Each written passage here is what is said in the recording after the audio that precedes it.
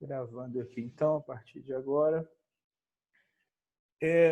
Como eu disse, né, nós começamos a falar sobre esse assunto. Eu vou fazer só uma rápida recapitulação aqui sobre o que nós falamos, principalmente o que nós falamos semana passada do que não é igreja e do que é igreja. Alguém gostaria de arriscar das coisas que nós falamos, o que não é igreja?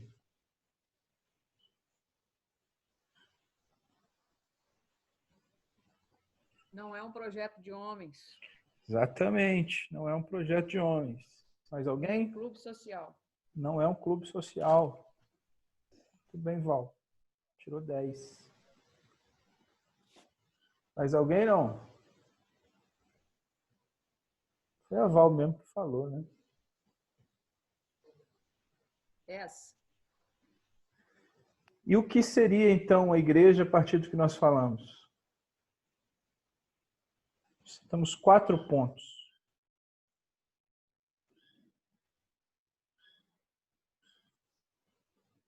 Aquela comparação clássica, né, do que é a igreja, a Bíblia nos traz, cujo Cristo é o cabeça, então a igreja é um corpo. O que mais?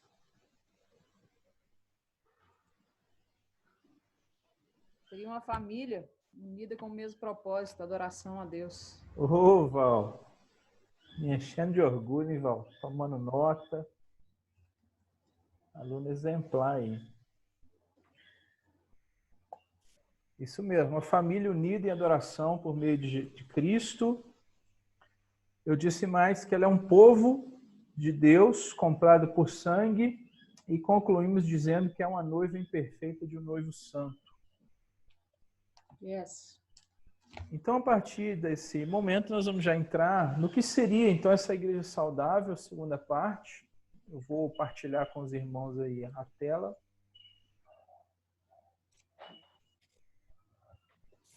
Só um minuto.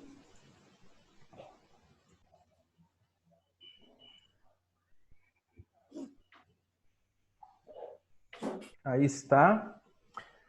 Lembrando que nós estamos falando sobre esse tema, nos utilizando como auxílio do livro Que é uma Igreja Saudável, do autor Mark Dever. Eu acho que seja Dever mesmo a pronúncia, se não for, fica certo.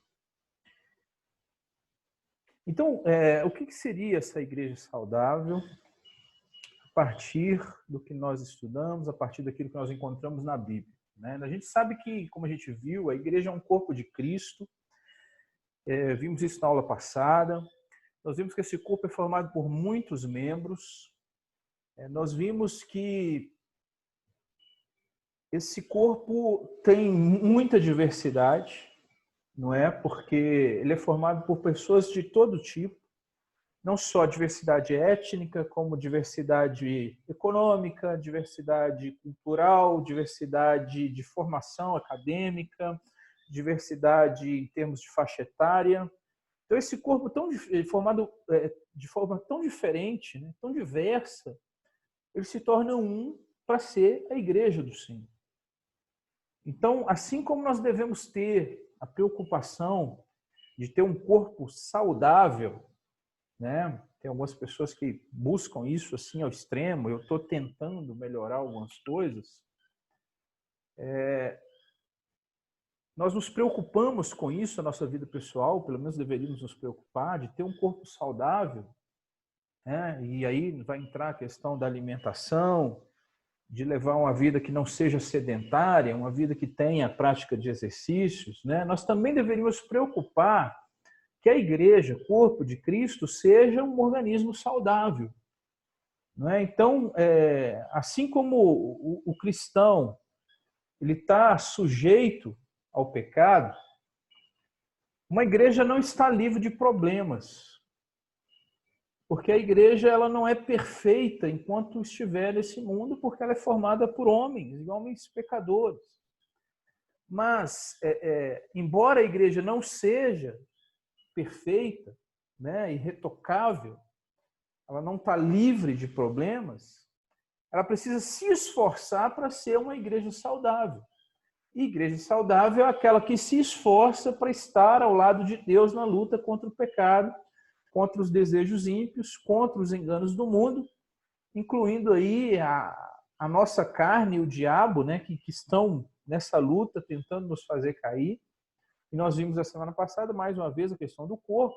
Se você tem um membro nesse corpo que está doente, que está em pecado, que cai, todo o corpo está doente, todo o corpo sente e precisa ser tratado isso.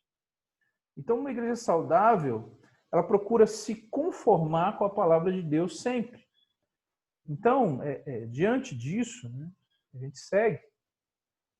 A igreja saudável, está entre aspas aí, porque é uma definição do autor do livro, é uma igreja, é aquela que reflete o caráter de Deus conforme ele é revelado em sua palavra. E é nessa linha que nós vamos trabalhar.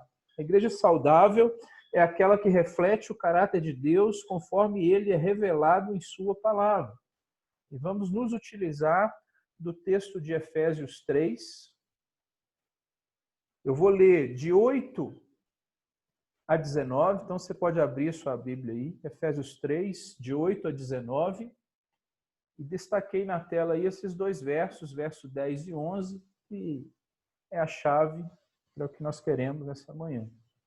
Efésios 3, de 8 a 19, você pode ir abrindo aí,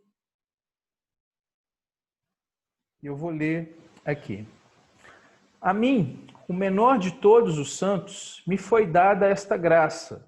Lembrando que são palavras de Paulo na carta aos Efésios.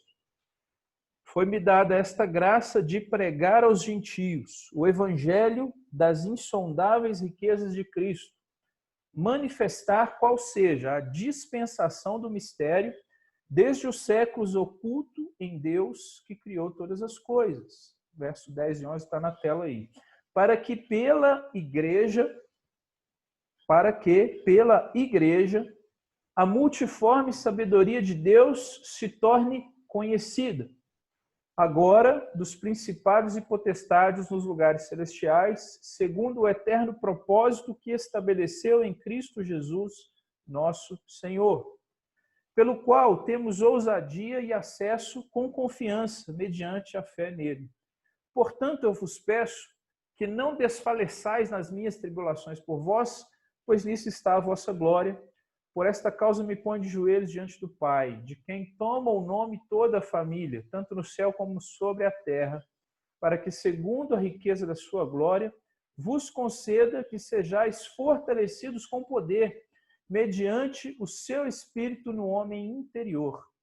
E assim habite Cristo no vosso coração pela fé, estando vós arraigados, alicerçados em amor, a fim de poderdes compreender com todos os santos qual é a largura, o comprimento, a altura, a profundidade, conhecer o amor de Cristo que excede todo entendimento, para que sejais tomados de toda a plenitude de Deus.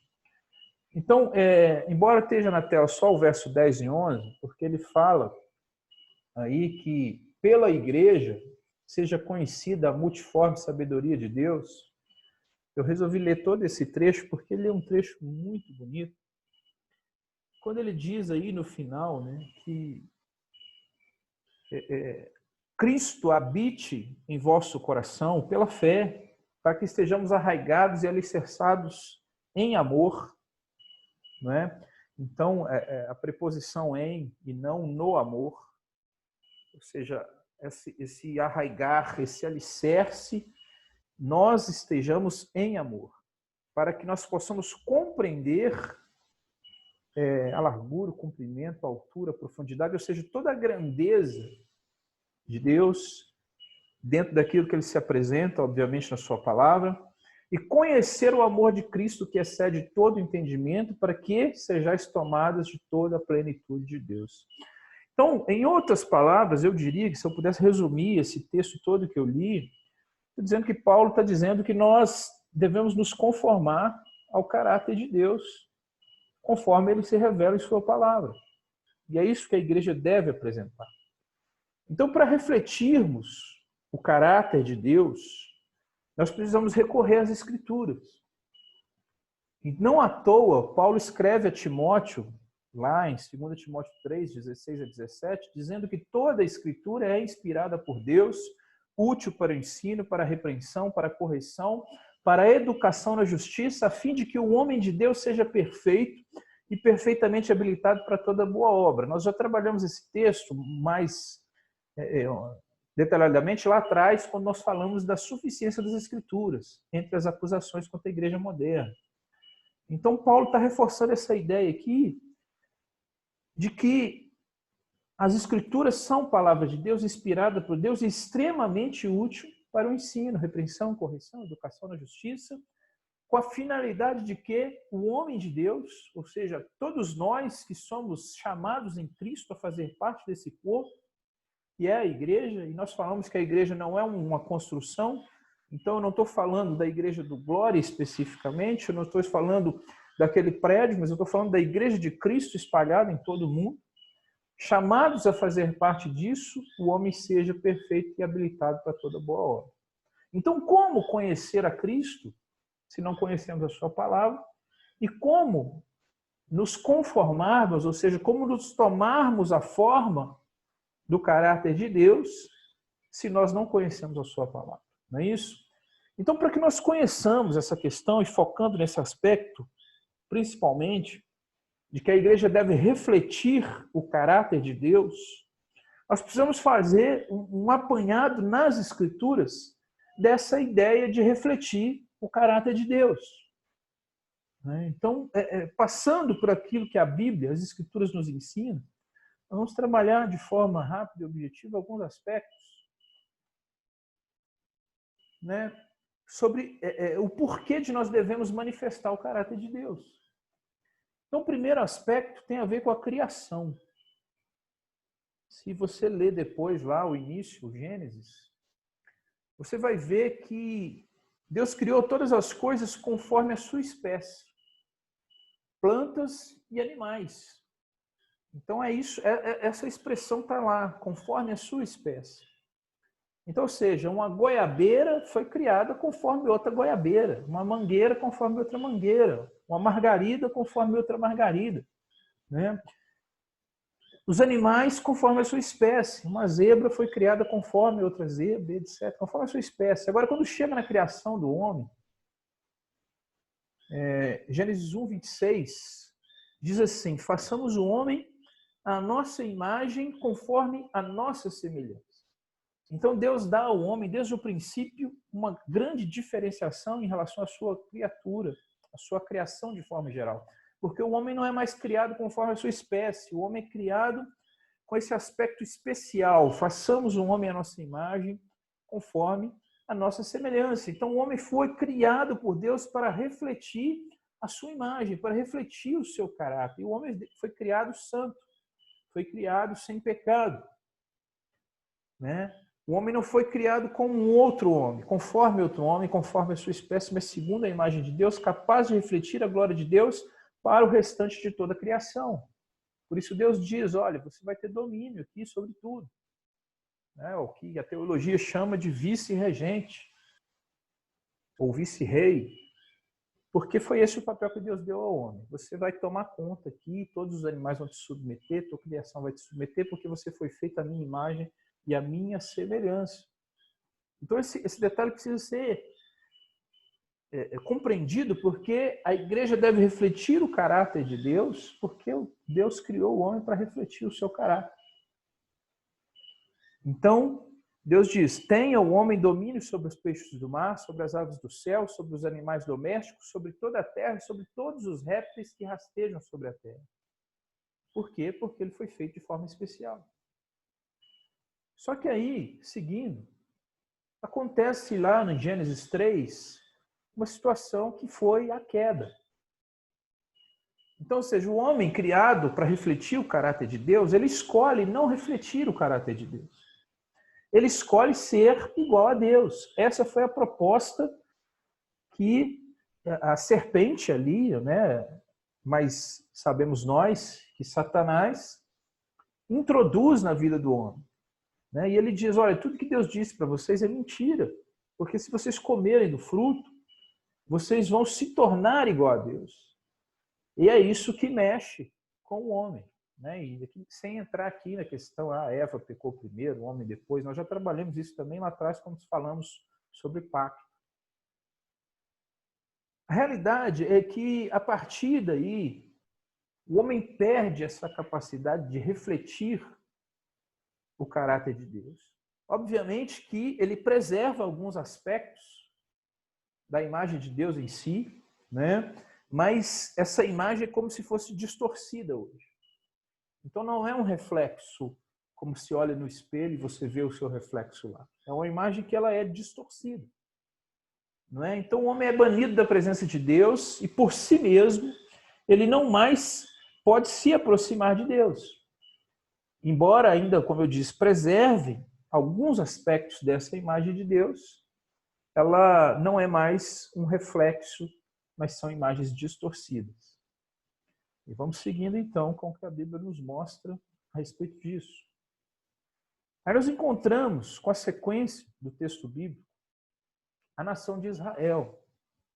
E todos sabemos, ela surge com Abraão, lá em Gênesis 12, quando ele diz a Abraão: sai da tua terra, da tua parentela, vai para um lugar que eu vou te mostrar, e em ti serão benditas todas as famílias da terra. Então, em seu eterno decreto da salvação, Deus já tinha, em Gênesis 3, também na sequência da queda, dito que o descendente da mulher, né, esmagaria a cabeça da serpente. Mas para que pudéssemos chegar a Cristo, que é esse descendente, tem todo um caminho. E Deus então separa Abraão e faz com ele uma aliança. E de Abraão surge o povo de Israel. E Deus escolhe um povo para que pudesse manifestar a sua graça, a sua misericórdia e mostrar a sua glória aos povos ao redor. Então, em Abraão, Deus abençoaria as famílias da terra. Então, Deus disse que se eles obedecessem, seriam a sua propriedade peculiar de todos os povos, dentre todos os povos. Esse texto está em Êxodo 19, 5 e 6. E ele disse ainda que eles seriam reino de sacerdotes e nação santa. Então Deus escolhe esse povo para demonstrar aos povos que estão ao seu redor o seu amor, a sua misericórdia, a sua graça, a sua glória. Mas eles precisavam obedecer. Deus deixa claro isso para eles. Né? Vocês são minha propriedade dentre todos os povos, eu farei de vocês reino de sacerdotes, uma nação santa. E Israel ainda foi chamado de filho por Deus. Êxodo 4, 22 diz isso. Quando Moisés é chamado a falar a Faraó para que deixasse o povo ir, Moisés deixa claro as palavras de Deus dizendo: Israel, meu filho. Então eles foram chamados para refletir essa glória de Deus às nações. Só que tinha essa condição, Levítico 11:44, que vai dizer: vós vos consagrareis e sereis santos, porque eu sou santo. Eles precisavam refletir essa imagem de Deus se santificando, ou seja, obedecendo os mandamentos que lhes foram dados, seguindo esses mandamentos. No entanto, eles também, mais uma vez, escolhem desobedecer. Eles falham nesse propósito e eles são lançados fora da terra que lhes foi prometida. Então vai ter lá na história dos reis, Deus dos profetas, sobretudo Jeremias, a questão do exílio, né, dos reinos levantados por Deus para executar juízo sobre Israel. A gente vai seguindo. E a gente então chega à pessoa do Cristo, o descendente da mulher lá de Gênesis 3,15, que esmagaria a cabeça da serpente. Por quê? Porque o homem caído, entregue a si mesmo, aos seus próprios desejos, às suas concupiscências, não pode por si mesmo expressar ou refletir a glória de Deus. E só Deus poderia refletir a sua própria imagem e nos salvar da nossa corrupção. Então, Deus envia o seu Filho em semelhança de homem, conforme Filipenses 2,7 nos diz. Esse Filho em quem o Pai tinha prazer, fez o que Adão devia fazer e falhou, ou seja, Jesus resistiu às tentações de Satanás. Jesus, como Filho de Deus, também fez o que Israel, que foi chamado lá por filho, por Deus, também não conseguiu cumprir, porque ele cumpriu toda a lei, todos os mandamentos do Pai, conforme nós podemos ver João 6,38, porque eu desci do céu palavras de Jesus, não para fazer a minha própria vontade, sim a vontade daquele que me enviou. Então Jesus reflete perfeitamente o caráter de Deus. E ele diz em João 14:9 que quem me vê a mim, vê o Pai. Por isso Paulo vai dizer que ele é a imagem do Deus invisível, registrado em Colossenses 1:15, e o autor de Hebreus vai dizer que ele é o resplendor da glória e a expressão exata do seu ser. Então, quando ele diz isso aqui em Hebreus, ele está se referindo a Cristo em relação a Deus. O resplendor da glória de Deus e a expressão exata do seu ser, conforme Hebreus 1:3. Então, assim, Jesus veio e redimiu a imagem de Deus no homem. E ele mostrou ainda a misericórdia e o amor de Deus ao morrer na cruz como um sacrifício pelo pecado. Então, o sangue dessa nova aliança foi derramado em favor dos que creram e daqueles que viriam a crer. Então, ou seja, o homem originalmente poderia refletir essa imagem, mas ele escolhe pecar. Ele perde essa condição por si mesmo. A queda traz esse prejuízo, não é? Israel, como um povo escolhido, falha na execução dos mandamentos, em obedecer. Então Deus manda Cristo, o segundo Adão, para que nós tivéssemos vida nele. Assim como a morte entra no mundo por meio do primeiro Adão, a vida vem pelo segundo Adão. Homem, filho de Deus encarnado, perfeito em sua conduta, cumpre rigorosamente as leis, justo, pagando pelos pecados dos injustos. Seguindo um pouco mais, Cristo estabelece então a sua igreja. Nós que estávamos mortos em nossos delitos e pecados, por tudo que já disse aqui, conforme Paulo registra em Efésios 2:1, nós recebemos vida e fomos perdoados em Cristo. E aí Paulo vai escrever em Gálatas 3:26-27, pois todos vós sois filhos de Deus mediante a fé em Cristo Jesus, porque todos quanto fostes batizados em Cristo, de Cristo vos revestistes.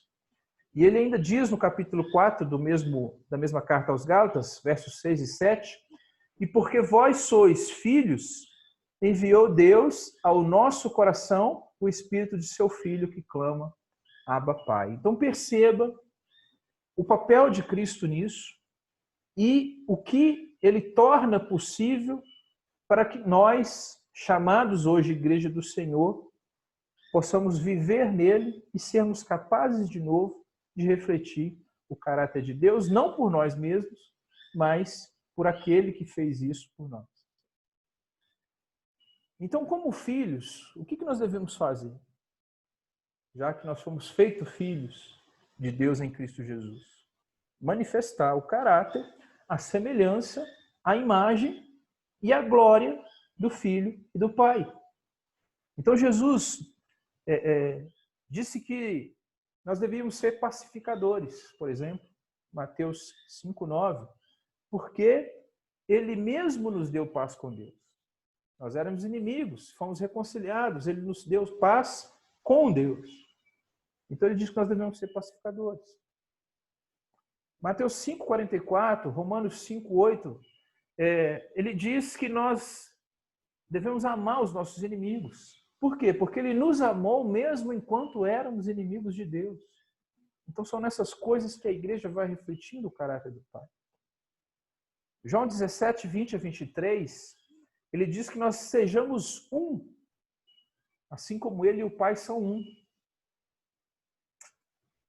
Mateus 4:19 e 28:19, ele diz que nós precisamos ser pescadores de homens e diz que nós precisamos fazer discípulos de todas as nações. Por quê? Porque ele nos tirou das trevas e ele quer que nós participemos disso. Então Cristo fez com que o véu se rasgasse.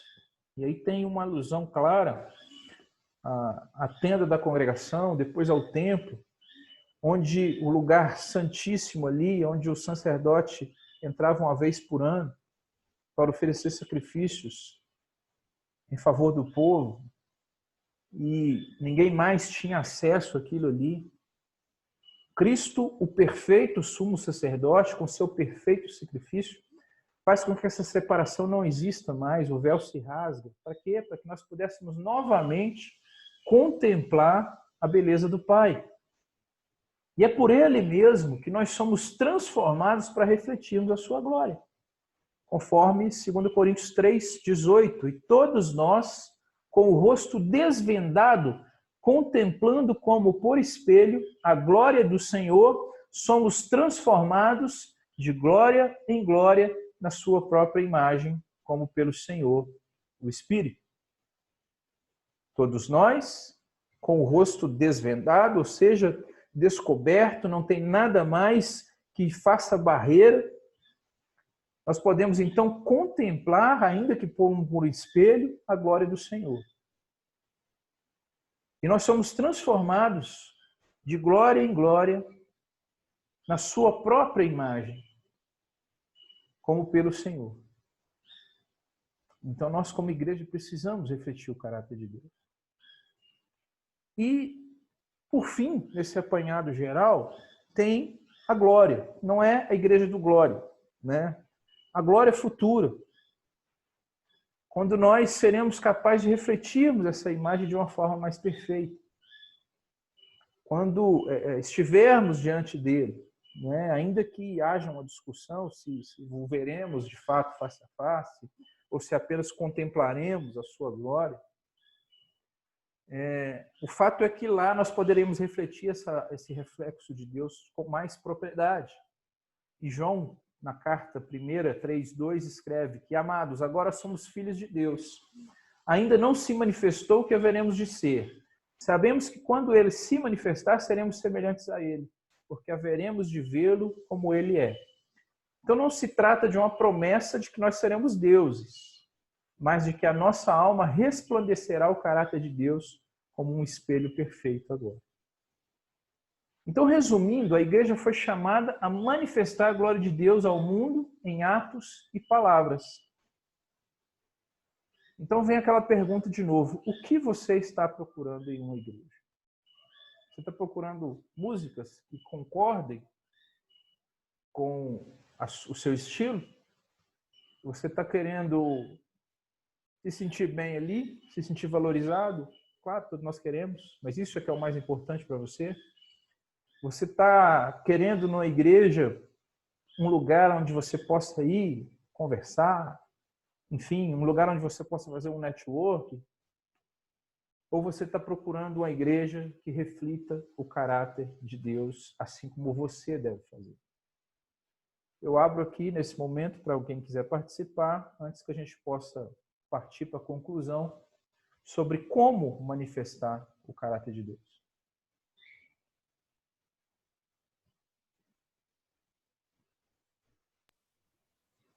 Bom dia, meus irmãos. Presbítero Wilson, por favor. Bom dia, pastor.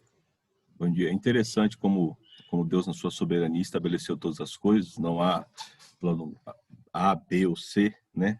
Há decreto que tudo aquilo que se perde, ou tudo aquilo que se perdeu em Adão, né, de fato, em Cristo, nós alcançamos. Ainda que a igreja imperfeita, né? Ainda que uma glória imperfeita, dado o pecado da igreja, nós seremos, essa glória será plenamente refletida na sua perfeição quando nós estivermos diante do Pai. Né? E essa questão de face que o senhor colocou aí, não é a pauta aí, não é assunto, né, do dia, mas nós haveremos de vê-lo plenamente em Cristo, né? A Cristo é a perfeita imagem do Pai. Então, muito boa essa perspectiva, né, do autor aí, muito interessante. Tudo aquilo que se perde em Adão se ganha em Cristo. E nós precisamos zelar disso aí até o dia que teremos plena redenção. Obrigado. Sim. E é importante a gente destacar isso, porque se fosse por nós mesmos, nós cairíamos nos mesmos erros de Israel, mesmos erros de Adão, porque nós ainda estamos sendo transformados, né, de glória em glória até chegarmos à glória e podemos refleti-lo de fato, não com a imagem distorcida, mas um espelho. Isso vai tendo feito a cada dia a nossa vida. Por isso essa deve ser a nossa principal preocupação. O último estudo que nós vamos trabalhar sobre esse assunto vai ser, de novo, algumas características de uma igreja saudável. E é isso que nós devemos procurar em uma igreja. Essa igreja reflete o caráter de Deus, não é? Ou é uma igreja que vive coisas estranhas, vamos dizer assim, a palavra de Deus. Mas como é que nós vamos saber se isso é coisa estranha? A gente precisa estudar a palavra de Deus. A gente não pode se limitar à igreja a receber o que o pastor prega, a receber o que na escola dominical é dito, né? Até para ter base mesmo, para conferir nas Escrituras. Nós precisamos conhecer as Escrituras, vamos estudar as Escrituras. Não é? Então, alguém mais, irmãos?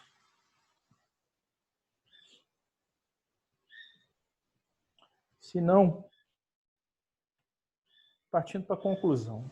Se nós precisamos, como igreja saudável, expressar o caráter de Deus, como nós vimos, porque em Cristo isso se torna possível, uma igreja verdadeiramente saudável é aquela que tem, de fato, Cristo no seu meio, né? E não um pseudo-Cristo que tem sido pregado por aí. Nós precisamos, então, entender algumas coisas para saber como manifestar esse caráter glorioso de Deus. O que a Bíblia diz sobre isso, sobre como manifestar o caráter de Deus? A princípio, irmãos, é muito simples, porque são duas coisas: ouvir e seguir a palavra de Deus. Então perceba que não tem nada mirabolante, né? O manual para se manifestar o caráter de Deus passa por duas coisas: ouvir e seguir a palavra de Deus. Então, aparentemente é muito simples, mas na prática isso se torna muitas vezes complicado por nós mesmos, porque nós priorizamos tantas outras coisas. Nós deixamos de separar um tempo diário para isso, e a importância de se ter uma vida devocional, onde você reserve tempo para ler a palavra de Deus, para orar, para entendê-la, né? E para pedir nessa oração mesmo que Deus, através do Espírito Santo, te permita compreender a sua palavra. Mas dentro disso aqui, né, seguindo, é necessário, porque primeiro é a palavra que nos transforma. Não é? Porque a partir do momento que nós compreendemos isso, de ouvir, de seguir, obedecer a palavra de Deus, nós estamos aptos a refletir o caráter de Deus. A causa da queda, como nós vimos, do homem em Adão, foi porque ele não ouviu a palavra de Deus, ou melhor, ele ouviu e não seguiu. Porque Deus disse, tudo está à sua disposição, você pode comer de tudo, mas dessa árvore aqui, conhecimento do bem e do mal, você não pode comer. Você não pode comer. Mas quando a proposta tentadora é apresentada ali, de que eles seriam como Deus, eles não seguem mais a palavra de Deus. Então eles caem. Israel conhecia os mandamentos, mas desobedeceu. Então, nós podemos hoje, basicamente, dividir as pessoas em dois grupos. Aqueles que buscam obedecer a palavra de Deus e aqueles que desobedecem a palavra de Deus, que não se importam com isso. Seja porque não se importam mesmo, seja porque conhecem, mas resolvem ainda assim desobedecê-la. Não é? E nós vamos encontrar exemplos dos dois lados desse grupo aí, de quem ouvia e desobedeceu e de quem ouviu e procurou obedecer. Nós só citamos aqui Adão, o povo de Israel como um todo. Né? Então, é a palavra de Deus que nos transforma. Romanos 10:17 diz assim: e assim a fé vem pela pregação e a pregação pela palavra de Cristo. A fé em Cristo Jesus, que é o que nos transforma, que é o que nos faz sair do nosso estado de morto para uma nova vida nele. Ela vem por ouvir a palavra. A pregação da palavra. Né? Em outra circunstância, isso não é possível. Você não vai ter fé em Cristo se você não conhecer Cristo através da sua palavra. Obviamente que tem toda uma questão, o Espírito Santo trabalha o seu coração, mas é importante a gente compreender isso. A importância que tem a palavra de Deus nesse processo de transformação. Como diz lá o texto que nós lemos, de glória em glória. Então a obediência é fundamental para nos fazer refletir o caráter e a glória de Deus. Então ouvir a palavra e segui-la não implica só que a igreja está olhando apenas para dentro de si mesma. Porque poderíamos pensar assim, bom, se é ouvir a palavra e seguir, e nós precisamos conhecer a palavra pela pregação, isso vai nos levar à fé em Cristo Jesus, ótimo, nós nos reunimos todos os dias ali e vamos ouvindo palavra, palavra, palavra e vamos crescendo. Mas isso não implica na igreja olhar só para dentro de si mesmo. Marcos 5,19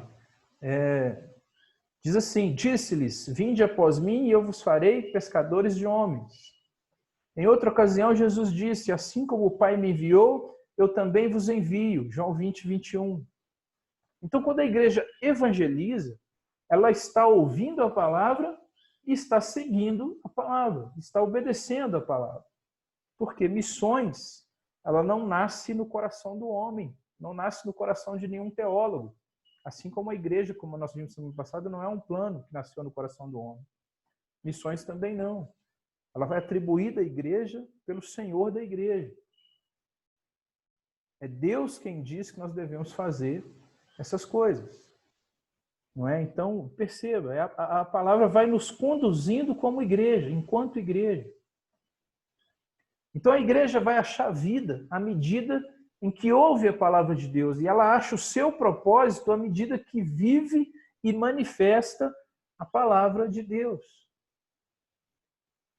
2 Timóteo 4, 2 a 4 diz, prega a palavra, insta, quer seja oportuno, quer não, corrige, repreende, exorta, com toda a longanimidade e doutrina, pois haverá tempo em que não suportarão a sã doutrina. Parece, né, que nós estamos vivendo esse tempo. Se não no seu ápice, parece que esse tempo já chegou, onde as pessoas não suportam mais a sã doutrina. E elas querem a água com açúcar. Elas não querem ser confrontadas. Não é? E se você prega a sã doutrina, você atrai inimizades, você atrai ódio, você atrai respostas grosseiras que te atacam. Pelo contrário, cercar-se-ão de mestres segundo as suas próprias cobiças. Mais uma vez eu digo, parece que nós estamos chegando nessa época já. Porque as pessoas estão atrás de pregadores que falam o que elas querem ouvir. Nós já comentamos isso, vamos seguir em frente. Como que, sentindo coceira nos ouvidos, se recusarão a dar ouvidos à verdade, entregando-se às fábulas. Então isso só aumenta a nossa responsabilidade como uma igreja saudável, como uma igreja que reflete o caráter de Deus, de ouvir e seguir a palavra do Senhor e não olhando só para dentro de si mesma, mas obedecendo aquilo que a palavra diz. De ir após Cristo, pescando homens e sendo enviados por Ele da mesma forma que o Pai o enviou. Então essa igreja ela vai achar vida à medida que ouve a palavra de Deus e ela acha o seu propósito à medida que vive e manifesta a palavra de Deus. E já chegando ao final, toda igreja deve buscar como resultado ouvir as mesmas palavras de Cristo à igreja de Filadélfia. Esse deve ser o nosso propósito.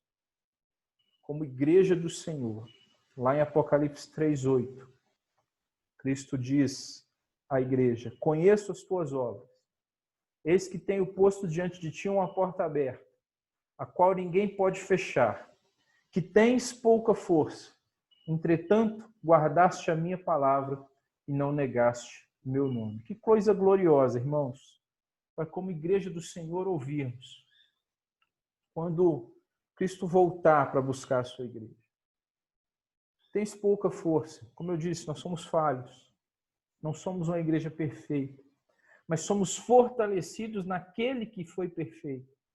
naquele que veio cumprir o seu papel com a sua morte substitutiva, com a sua morte sacrificial, para nos tornar filhos de Deus, igreja do Senhor, o Israel de Deus, chame você como quiser. E nós podemos ouvir dele, mesmo tendo pouca força. Eu conheço as tuas obras, eu sei que guardaste a minha palavra. Ouvir e seguir a palavra de Deus, e não negaste o meu nome. Você está pensando em deixar a sua igreja? Isso já passou pela sua cabeça em algum momento? Reflita muito bem antes sobre isso.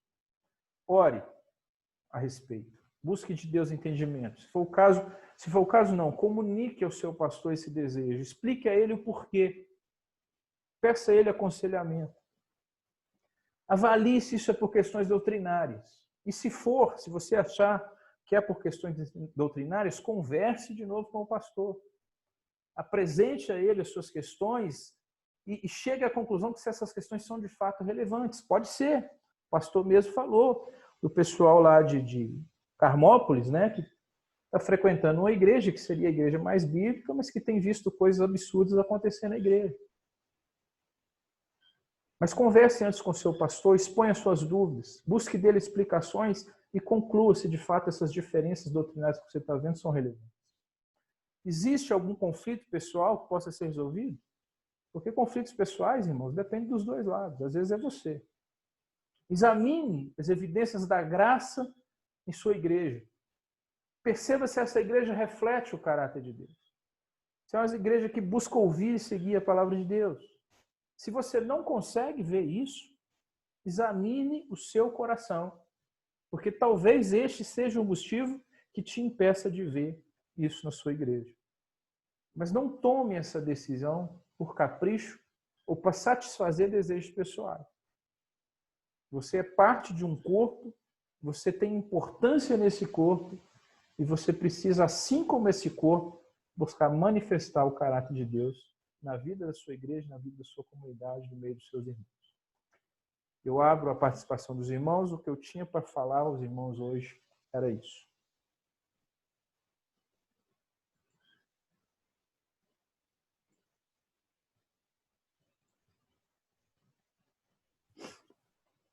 Só para pontuar essa questão que o senhor colocou aí, que nós somos tentados a nos contentar aí só com o ouvir e entender que ouvindo a palavra é o suficiente, né, para que estejamos refletindo a glória de Deus.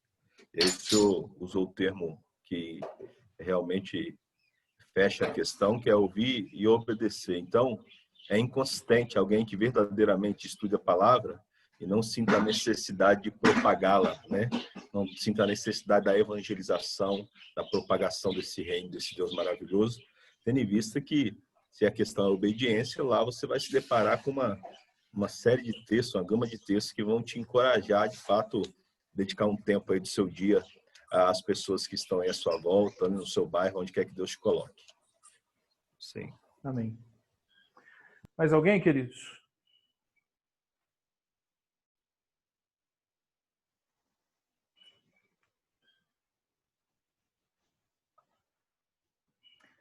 É aquela história, né? Você tem dois aspectos. Ou foi tudo muito claro, todo mundo entendeu tudo maravilhosamente bem, ou ninguém entendeu absolutamente nada e está aí pensando assim, puxa vida, e agora? O que ele falou e tal? Eu espero que seja a primeira, que Deus tenha misericórdia. Irmãos, vamos encerrar então. Vou pedir a alguém que voluntariamente faça uma oração, mais uma vez pedindo a Deus que nos fortaleça como igreja do Senhor e que nos faça refletir o caráter de Deus. Uma oração bem objetiva nesse sentido. Depois a gente passar a palavra aos avisos e para a gente encerrar. Alguém voluntariamente, por favor.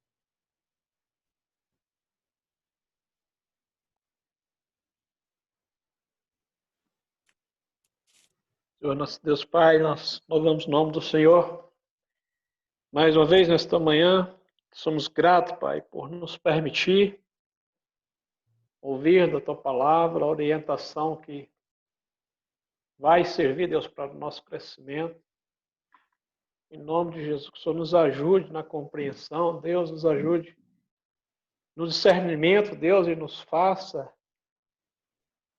caminhar, Pai, segundo aquilo que é a vontade do Senhor. Pai, dando sempre a oportunidade a todos nós, como igreja do Senhor, de viver isso, Pai, no nosso dia a dia. Na certeza, Pai, de que fazendo assim estamos cumprindo, Pai, aquilo que é a Tua palavra nos orienta, Pai. Nos ajude como igreja, Pai, a compreender nossa responsabilidade, Pai, nesse corpo. Nos ajude a compreender aquilo que é responsabilidade pessoal de cada um de nós, Pai. Nos ajude, Senhor Deus, a entender que em lugar nenhum que nós formos, nós vamos achar aquilo que parece perfeito aos nossos olhos, Pai. Mas, acima de tudo, a nossa preocupação maior tem que ser, Pai, aquilo que nos é ensinado de forma correta, Deus, e fiel, Pai, aquilo que é da Tua palavra. Em nome de Jesus, Pai. Abençoe a Tua igreja e permita ela viver isso, Pai, no dia a dia. Abençoe, Pai, o presbítero Wilson, seminarista da nossa igreja, dele sempre, Pai, essa disposição, a vontade, o desejo de cada dia mais buscar conhecimento, Pai, e acima de tudo trazer para a compreensão e o crescimento do povo de Deus também.